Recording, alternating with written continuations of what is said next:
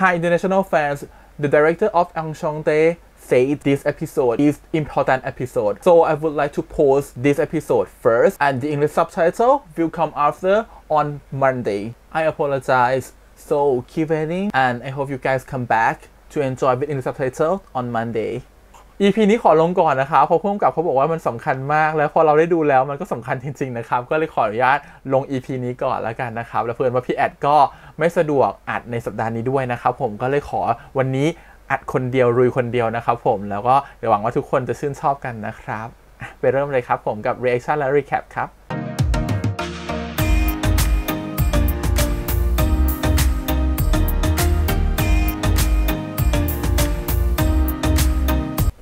มารีแคปกันนะครับผมโอ้โห EP นี้คือเฉลยหมดแล้วตกลงเป็นแฟนกันแล้วมันก็มันเหลืออีก2 ตอนเนาะมันก็คือจุดไคลแม็กซ์ก็ว่าทำไมผู้กำกับหรือทุกคนบอกว่าต้องรีบดู EP นี้แล้วดูสดนะครับผมเสียดายอยากให้พี่แอดมานั่งข้างๆด้วยคือถ้าดูกัน2 คนคงแบบ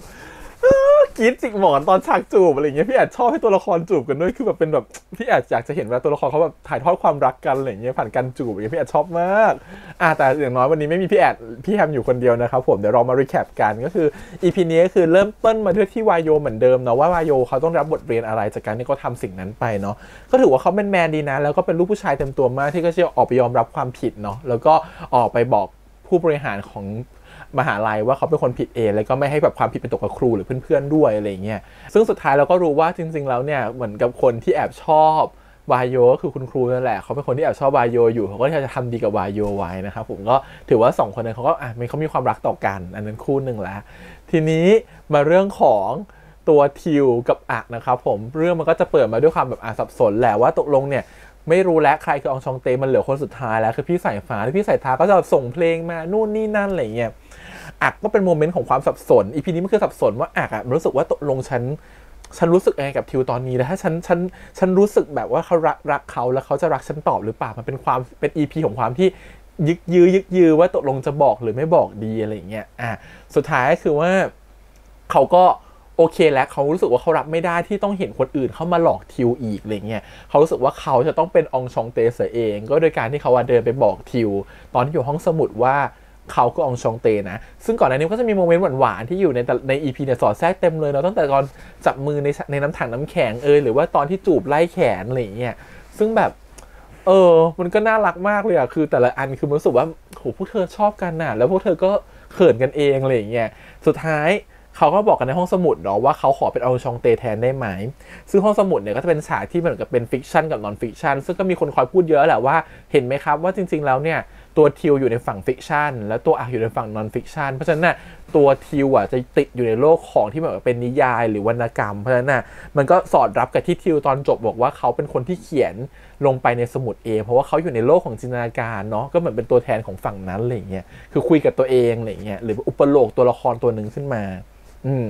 ซึ่งก็เป็นมุมที่องศาที่ดีมากแต่หลังจากในฉากห้องสมุดนั่นน่ะมันก็คือเกิดการเหมือนจะจูบกันแต่ก็ตัวอักเขาหยุดไว้เขารู้สึกว่ามันไม่ใช่เขาควรหรือเปล่าเขาก็ทำแบบนั้นไหมอะไรเงี้ยแล้วก็เลยไปแบบ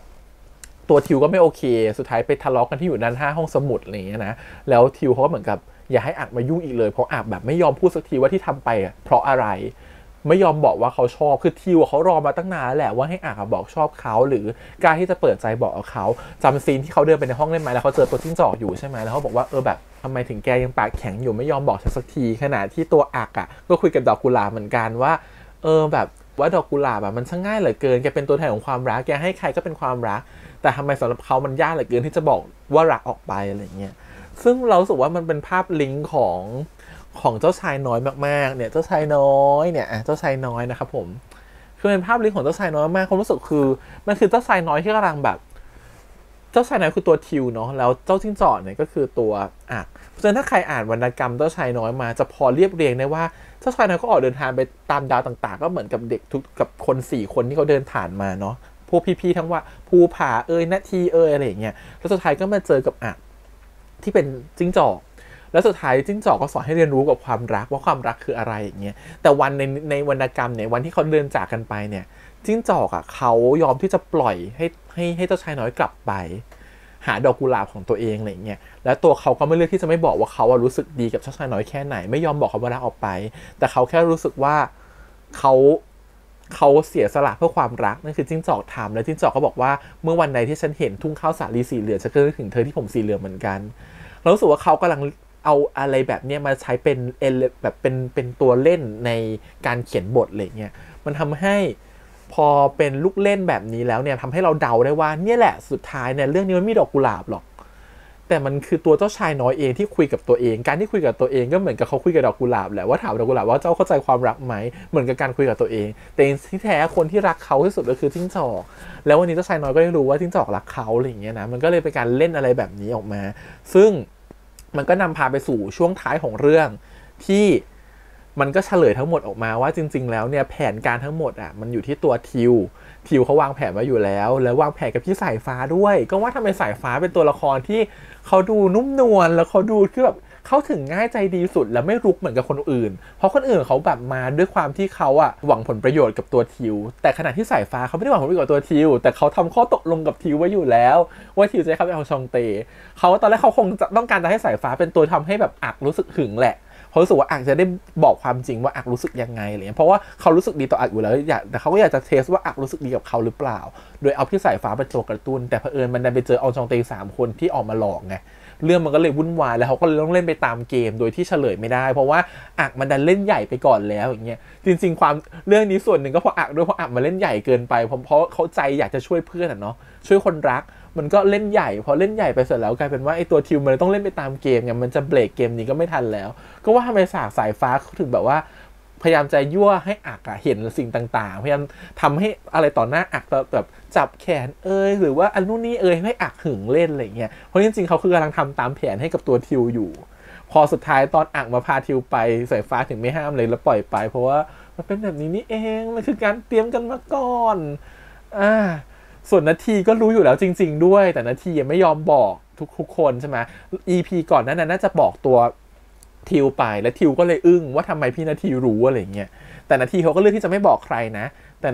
ต่ทิวเขาคงรู้สึกว่าเขารู้ความจริงแล้วแต่เขาว่าไม่ยอมบอกความจริงนั่นก็อักเห็นไหมเพราะแสดงว่ามันก็เป็นการยืนยันได้ว่ามันเป็นตัวเขาเองเพราะบอกไปอักไปเนี่ยกลัวอาจจะเสียใจที่ไม่ทิวทำแบบนี้เพราะว่าถ้าบอกมองแบบนี้ในมุมเนี่ยจริงๆแล้วว่าตัวอักก็เดือดร้อนนะตัวอักก็วุ่นวายชีวิตเยอะพอสมควรเลยนะตั้งแต่ทิวทำเรื่องอะไรพวกนี้ขึ้นมาอะไรเงี้ยเพราะว่าทิวกำลังเล่นเกมซึ่งจริงๆรู้อยู่แล้วว่าทุกคนไม่ใช่อองซองเตะแต่พาให้อักวุ่นวายไปด้วยเป็นอักก็ควรจะโกรธชอบที่เลือกเขาปิดอารมณ์ตรงนี้ที่เขารู้สึกว่าเขาไม่ได้ปล่อยเลยตามเลยให้ตัวอักให้รู้สึกว่าเฮ้ยพอรู้แล้วว่าฉันรักเธอแล้วฉันก็ยอมอภัยเธอทุกอย่างฉันยอมให้เธอทำอะไรก็ได้ที่แบบดูตลกหรือดูไม่เป็นเรื่องเป็นราวอย่างเงี้ยแบบที่ทิวกำลังทำอยู่ฉันก็โอเคอย่างเงี้ยแต่สุดท้ายคือมันมีฉากที่ทิวเขาก็รู้สึกผิดว่าเฮ้ยทำไมแกไม่โกรธฉันแกจะโกรธฉันก็ได้นะแกจะโมโหฉันก็ได้ที่ฉันทำอะไรบ้าๆแบบนี้ออกไปอะไรเงี้ยแต่อักก็เหมือนเขารู้มาก่อนจากตอนที่นาทีบอกแล้วเขาเลยต้องถามตัวเองมาก่อนที่จะมาคุยกับทิวแล้วว่าทิวทำไปเพื่ออะไรแต่พอสุดท้ายทิวบอกเหตุผลว่าเขาทำไปเพราะเขาเหงาแล้วเขารู้สึกว่าเขาอยากจะให้อักสนใจมันก็ถ้าเป็นเราเป็นอักเรารู้สึกว่าฉันก็โกรธไม่ลงกันเนาะฉันก็คงขำเขาแหละว่าทำไมถึงต้องทำอะไรนี้เป็นเรื่องเป็นราวใหญ่โตขนาดนี้อะไรเงี้ยก็ถือว่าเป็นเด็กปากแข็ง2 คนเนาะแล้วสุดท้ายคือพออารมณ์มันอั้นไม่อยู่มันก็เลยเหมือนกับแบบ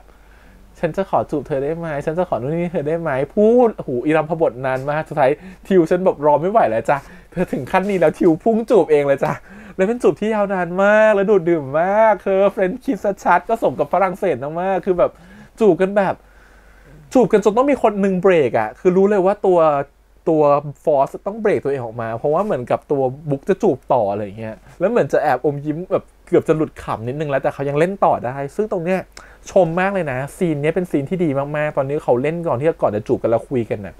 มันเป็นซีนที่เหมือนกับตัวละครมันต้องรู้สึกว่าเขารู้สึกผิดจริงๆแล้วอีกคนนึงก็ต้องรู้สึกว่าฉันไม่เข้าใจว่าเธอทำแบบนั้นทำไมแต่ฉันพยายามจะเข้าใจเธอนะและฉันจะเปิดรับในความคิดของเธออะไรเงี้ยซึ่งตัวละครมันต้องรับส่งกันดีมากซึ่งทิวกับอักเล่นดีมากแล้วมันเล่นแล้วพอมันเล่นเสร็จแล้วมันไปต่ออารมณ์ต่อถึงความแบบทั้ง2 คนมันทวินหากันมากแล้วมันรอเวลานี้อยู่แล้วน้ำตามันก็ออกมาซึ่งน้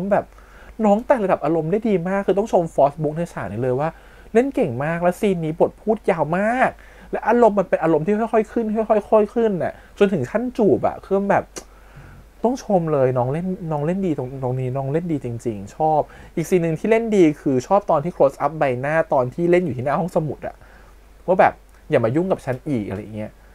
แล้วมันต้องเล่น close up กับกล้องเขารู้สึกแบบมันก็ต้องถ่ายทอดอารมณ์ตัวนั้นออกมาโดยที่เล่นกับกล้องเนาะซึ่งแบบเก่งมากนี่คือน้อง2 คนเป็นนักแสดงใหม่นะแต่รู้เลยว่าทำการบ้านแบบหนักแล้วก็อ่านบทมาแบบดีมากอะไรเงี้ยมีชื่นชมเลยแล้วก็เพลงของพี่สายฟ้านะครับก็คือเพลงของฟลุกก็คือพร้อมมากจริงๆได้ฟังเพลงนี้ตอนเย็นแล้วจริงๆอัดรีแอคไปแล้วด้วยนะครับผมก็เดี๋ยวจะลงให้ดูเหมือนกันเพราะรู้สึกว่าฟลุกนี่ก็คือเสียงดีจริงรู้สึกว่าเขาเป็นตัวท็อปของค่ายเขาควรจะอยากให้เด็กคนนี้แบบมีอัลบั้มของตัวเองหรือมีผลงานที่ดังๆได้แล้วอะไรเงี้ยโอเคทีนี้ก็มาดู EP ต่อไปน่าจะเป็น EP แห่งความคลั่งรักนะครับตามชื่อเพลงเลยนะครับผมเจอแต่ Melancholy นะครับผมหรือฉัน I love you crazy นะครับผมฉันคลั่งรักเธอมากนะครับผมก็ต้องดูความคลั่งรักกันใน EP หน้าว่าจะคลั่งรักกันขนาดไหนแล้วพ่อแม่จะรู้หรือยังแล้วบ้าน2 บ้านจะรู้ไหมว่าเขาคบกันอะไรอย่างนี้แล้วพี่ฝ่ายฟ้าก็จะได้เป็นนักร้องสมใจแล้วเพราะว่าเขาจะปั้นให้โดยการส่งให้แม่เขาเนาะก็ถือว่าออกมาโอเคหมดเลยเนาะเห็นไหมสายฟ้าคนทำดีก็ต้องได้ดี พี่แอบต้องปลื้มแน่เลยเพราะว่าสายฟ้าไม่ได้เป็นคนมาหวังผลประโยชน์เขามีการตกลงทำดีลกันไว้ต้องมารอดูกันต่อ EP หน้า EP นี้ฉากน่ารักเยอะเลยแล้วก็เพิ่งรู้ว่าฉากตอนจบที่แบบรอบที่เราถามไปว่ามันเป็นฉากที่มันโดดขึ้นมามันคือ side story นะครับผมแล้วก็มาจบใน EP นี้เนาะก็เป็นฉากหวานๆน่ารักเผื่อแบบเพิ่มความหวานเข้ามาเพราะว่ามันหาจุดที่เป็นลงในตัวซีรีส์หลักไม่ได้ก็เอามาเป็น side story ตัวแล้วเข้าใจว่าจะขายไอติมไข่พะโล้ซะอีกก็ถ้าสมมติว่าให้เลือกเบสซีนนะครับเบสซีนของผมก็คงจะเป็นฉากตอนบอกรักกันนั่นแหละมันคือดีที่สุดแล้วมันคือทวินหากันมากแต่ก็มีความแบบไม่ต้องแฟลชแบ็กแล้วทั้งประเทศทั้งโลกคนรู้แล้วว่า2 คนรักกันนะฮะไม่ต้องย้ำเตือนรู้อยู่แล้วนะครับผมพอพูดถึงการแฟลชแบ็กมันมีฉากหนึ่งที่ชอบมากๆเลยคือฉากที่ตัวทิวเขาทำไมต้องแบบมันเป็นตัวเพราะว่าทำไมเขาต้องมาเขียนหนังสือมือซ้ายมือขวาแบบนี้พี่แอดถูกนะพี่แอดเก่งมากเลยว่าแบบเป็นมือซ้ายมือขวาเลยคือทิวเขียนเองไงแต่ที่เป็นแบบนั้นเพราะว่า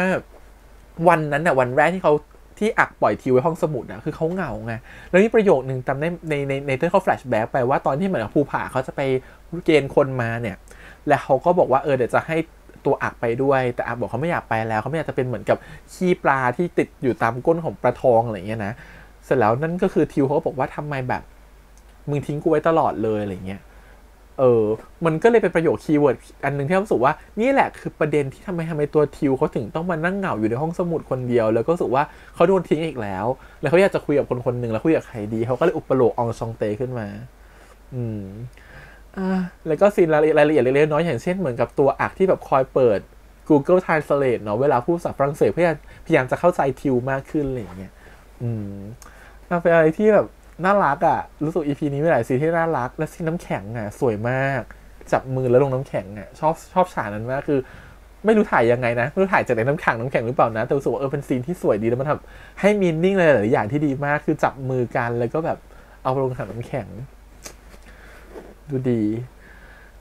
โอเคครับ EP นี้ฟินกันไปเลยจ้าทุกคนนะครับมีความสุขมากๆเลยนะครับผมก็ขอบคุณทุกคนละกันที่เข้ามาติดตามกันนะครับผมเดี๋ยวมาต่อกันใน EP หน้าคงจะเขินน้วยบิดนะครับ EP หน้า EP แห่งความคลั่งรักนะครับต้องลองมาดูกันว่าจะเป็นยังไงนะครับ EP หน้าแล้วก็จิ้งจอกนะครับถ้าใครอยากได้ก็ไปอุดหนุนได้นะครับทาง GMTV Shop นะครับผมขายของให้อีกว่ะเก่งสุดไปอุดหนุนได้นะครับน่ารักมากกอดนุ่มนะครับแล้วก็จะได้กอดกันเผื่อสั่งตอนนี้ได้ของเลยมั้งจะได้เผื่อมากอดกันระหว่างดู EP 9 กับ EP 10 นะครับผมโอเควันนี้ประมาณนี้ขอบคุณที่มาติดตามกันฝากกดไลค์กดแชร์กด Subscribe ด้วยนะครับแล้วก็ติดตามที่ช่องทาง YouTube Instagram Twitter แล้วก็ Facebook ครับผมเอาไว้เจอกันใหม่สัปดาห์หน้าวันนี้ดีใจเพราะฉันเดาถูกเย้บ๊ายบาย